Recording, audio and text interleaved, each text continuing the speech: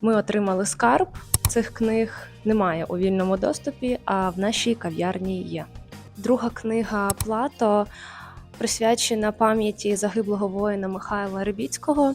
Вона легка до читання і водночас має великий закладений сенс. Цей твір має більше філософський, ніж біографічний характер, з елементами фантастики та навіть подекуди містики, описуючи історію несподіваної та загадкової зустрічі двох давніх друзів. Вона є з м'якою палітуркою в ціні 250 гривень та твердою 350 гривень.